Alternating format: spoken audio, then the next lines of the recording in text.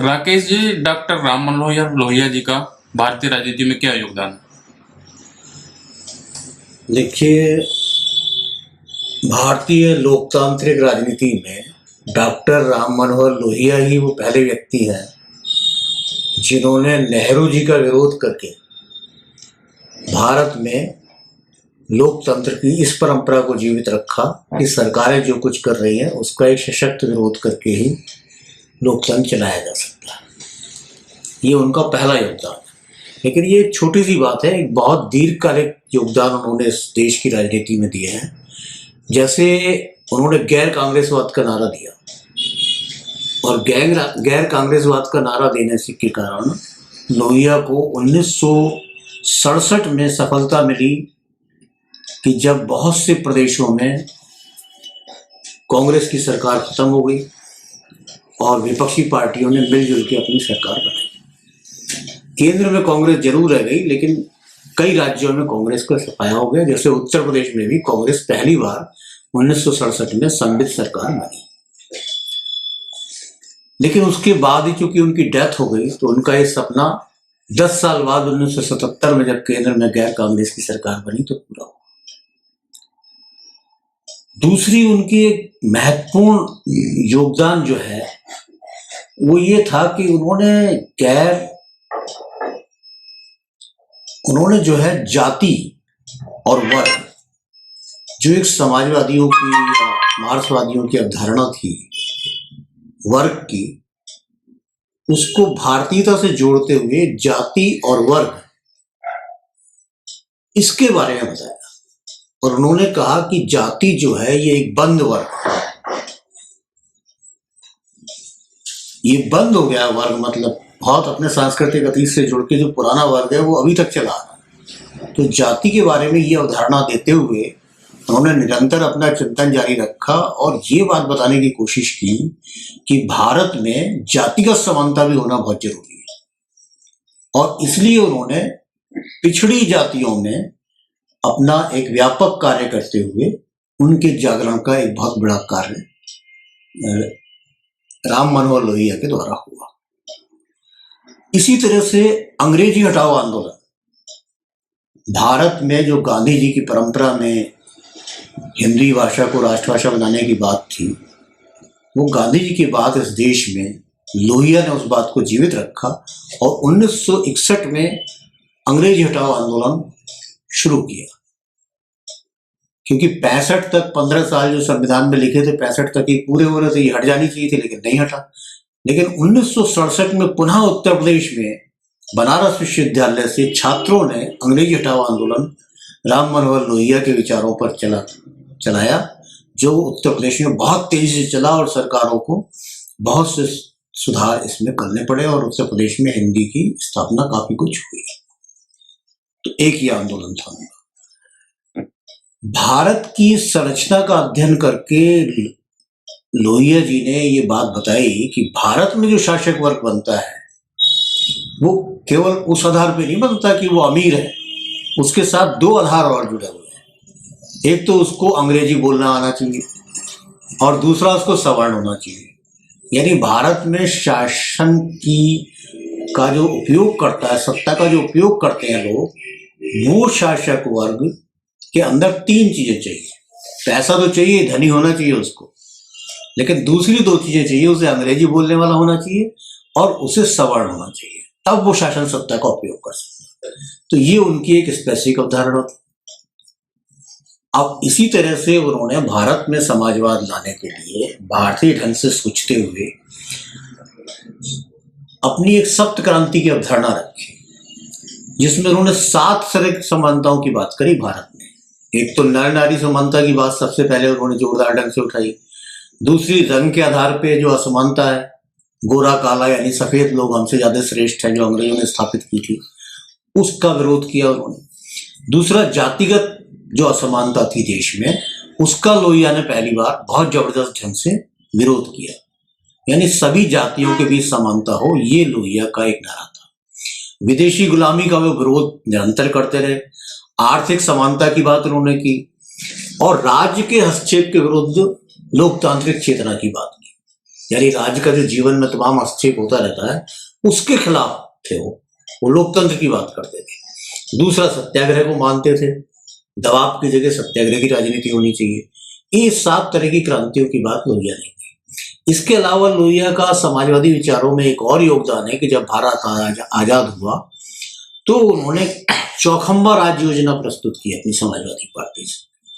चौखंबा राज्य योजना के तहत वो भारत के गांव, जिले, प्रदेश और देश चारों जगह पे सत्ता बांटना चाहते थे। लेकिन हम जानते हैं कि हमारे यहाँ सारी केंद्रीय सत्ता हो गई, प्रांतों को भी कम सत्ता मिली और जिले और गांव को तो सत्ता मिली ही नहीं। तो ये उनका एक योगदान था जो भारत के लिए अति आवश्यक आज भी है कि जिले को और गांव को भी सत्ता मिलनी चाहिए। इसके अलावा भारत पाक विभाजन, जिसके गांधी जी प्रखर विरोधी थे, उस परंपरा को भी उन्होंने जीवित रखा और भारत पाक विभाजन का निरंतर विरोध करते रहे।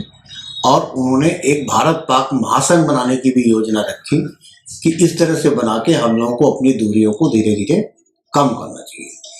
तो ये लोहिया जी की एक खास बात थी कि इन सब नई अवधारणाओं के साथ उन्होंने भारतीय राजनीति में अपना योगदान दिया। अब अगर हम लोहिया के बारे में जानना चाहें तो हमें समझना पड़ेगा कि ये वो नौजवान है जो 10 वर्ष की अवस्था में 1920 में गांधी जी के असहयोग आंदोलन में अपनी पढ़ाई छोड़ के कूद पड़ता है और 1928 में अल्प आयु में ही कलकत्ता के कांग्रेस अधिवेशन में शामिल होता है और अखिल भारतीय विद्यार्थी संगठन जो कांग्रेस का बनाया हुआ है उसमें सक्रिय हिस्सेदारी करता है। तो ये नौजवान जब जर्मनी में पढ़ने के लिए जाता है तो एक प्रसिद्ध अर्थशास्त्री जो प्रोफेसर बर्नर जैम्बार्ट थे हम्बोल्ट बर्लिन विश्वविद्यालय के, उनके निर्देशन में अपनी पीएचडी पूरी करता है। और देखिए पीएचडी भी किस विषय पे करते हैं, ये अर्थशास्त्र में करते हैं, लेकिन विषय क्या है? विषय है नमक सत्याग्रह। तो भारत के नमक सत्याग्रह पे पीएचडी की उपाधि लोहिया प्राप्त करते हैं 1932 में बर्लिन विश्वविद्यालय जर्मनी से। और जर्मनी में समाजवादी विचारों का बोलबाला था, इसलिए उन पे समाजवादी विचारों का काफी प्रभाव पड़ा। और उन्होंने भारत में आने के बाद जो समाजवादी पार्टी बनाने का प्रयास चल रहा था, उस प्रयास में उन्होंने योगदान दिया। 17 मई 1934 को आचार्य नरेंद्र देव की अध्यक्षता में समाजवादी पार्टी का एक गठन हुआ और सभी समाजवादियों को एकजुट करके एक पार्टी बनाने की बात सोची गई। लेकिन इसका प्रैक्टिकल स्वरूप आगे बढ़ा जब 21-22 अक्टूबर 1934 को कांग्रेस सोशलिस्ट पार्टी की स्थापना हुई। यानी ये माना गया कि कांग्रेस के अंदर रहते हुए एक सोशलिस्ट ग्रुप बनाया जाए और ये socialist group, Congress socialist group जो है, कांग्रेस के अंदर रहते हुए किसानों और मजदूरों की आवाज को उठा के कांग्रेस को समाजवाद के पथ की ओर आगे बढ़ाए। इस विचार के साथ आचार्य नरेंद्र देव के नेतृत्व में लोकनायक जयप्रकाश नारायण के साथ मिलकर लोहिया जी ने इस सोशलिस्ट ग्रुप को आगे बढ़ाने में अपना योगदान दिया, इसकी स्थापना में शामिल हुए और निरंतर इसके लिए कार्य करते रहे। और जितनी भी रियासतें थी जहां प्रिंसेस स्टेट थे, जमींदारी चल रही थी पुराने तरह की, उन सभी जगहों पे इन समाजवादी लोगों ने आंदोलन चलाया। हम पटेल के बारे में तो जानते हैं कि उन्होंने रियासतों का विलय करा दिया, लेकिन इस बारे में नहीं जानते कि उन सारी रियासतों में समाजवादी पार्टी के लोगों का आंदोलन चल रहा था और रियासत के शासक कितने कमजोर थे कि वो उन आंदोलनों के आगे घुटना टेकते जा रहे थे। तो भारत की आज़ादी का सवाल हुआ तो हम टिहरी में देखें या बहुत सी जगह देखें, जनता ने ही अपने शासकों को उतार दिया और भारत में विलय के लिए मजबूर कर दिया। तो ये लोहिया जी का योगदान था, समाजवादी पार्टी का योगदान था। और इस योगदान को आगे बढ़ाते हुए उन्होंने गोवा में, यानी गोवा मुक्ति की बात जो है, उन्होंने जारी की। 1946 में ही उन्होंने गोवा मुक्ति आंदोलन चला दिया। हम जानते हैं कि गोवा पे अंग्रेजों का शासन नहीं था, लेकिन 1946 में साफ हो गया था कि अंग्रेज भारत से जाने वाले हैं और गोवा में शासन था पुर्तगालियों का। तो 1946 में पुर्तगाली शासन भी समाप्त हो, वहां से पूरा भारत स्वतंत्र भारत बने, संपूर्ण एकीकृत भारत बने। इसलिए उन्होंने गोवा में गोवा मुक्ति आंदोलन की शुरुआत की और 1962 में जाके कहीं स्वतंत्रता मिल पाई गोवा को। और सोशलिस्ट पार्टी का ये बड़ा योगदान है कि उसने गोवा में मुक्ति आंदोलन चलाया।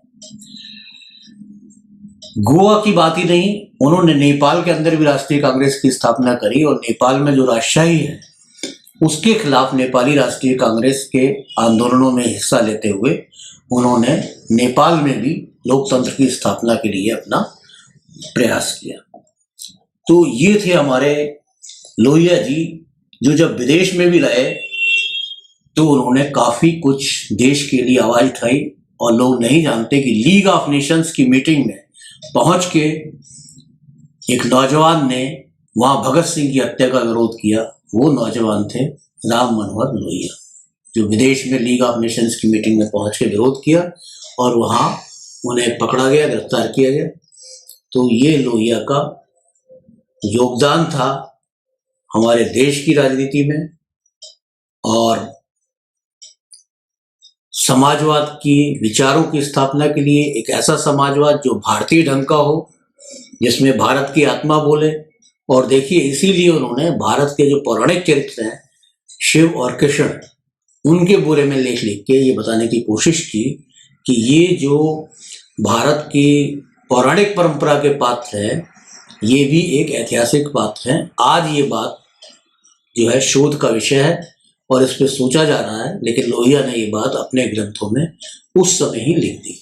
इसलिए लोहिया एक वास्तविक चिंतक थे, भारत के बारे में चिंतन करते थे और भारत की समाज को समाजवादी रास्ते पे भारतीय तरीके से आगे बढ़ाने के लिए उन्होंने अपना योगदान दिया।